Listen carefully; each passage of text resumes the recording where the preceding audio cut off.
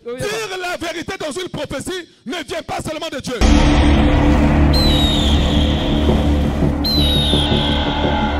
Le premier ennemi d'un prophète, c'est ce qu'on appelle les faux prophètes. Ils se déguisent.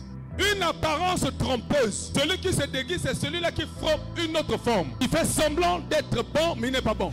Il fait semblant de t'aimer alors qu'il ne t'aime pas. Voilà pourquoi la Bible déclare dans le livre de Corinthiens que votre adversaire, le diable, se déguise lui-même en un ange de lumière. Les faux prophètes combattent le ministère prophétique. Ils viendront dans les églises pour séduire le troupeau de Dieu.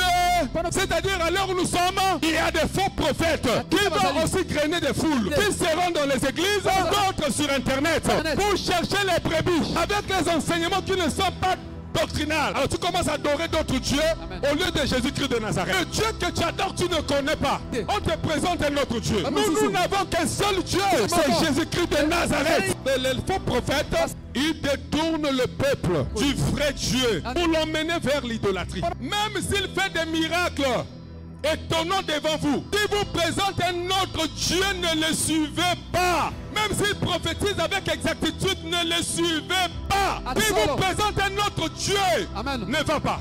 Et il y a des jeunes prophètes aujourd'hui qui prophétisent. Ce n'est pas la prophétie qui vient de Dieu. Ils utilisent quelque chose comme de la magie, comme l'astrologie, comme ce qu'on appelle la divination. Toutes ces choses sont sataniques. Dieu les a interdites dans Deutéronome chapitre 18. Dans la bouche du faux prophète sortait des grenouilles. Oh, la grenouille sert aussi de la voyance. Il y a des gens qui utilisent les grenouilles pour la voyance. Là où il y a la grenouille, il y a le serpent. Acte 16 et 16. Le serpent peut te donner la voyance.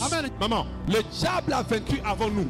Il a vécu avant nous. Nous étions créés après le diable. Cela veut dire que le diable nous connaît. Il connaît nos aïeux. Il connaît nos arrière-grands-parents. Le diable peut te raconter l'histoire de ton arrière-grand-parent. Ce n'est pas étrange parce que lui, il connaît mieux ta famille que toi. Dire la vérité dans une prophétie ne vient pas seulement de Dieu. Il y a des gens que le diable utilise qui sont des prophètes pour les connaître. Ils n'ont pas le Saint-Esprit. Leur message n'est pas basé sur la parole. Ils ont une mauvaise vie. Pour la plupart, ils ont des 4, 5, 6, 10 bureaux. Ils ont des sœurs tout autour d'eux. Pour la plupart, ils se servent des grenouilles. Oh, qui dit la grenouille dit la sirène.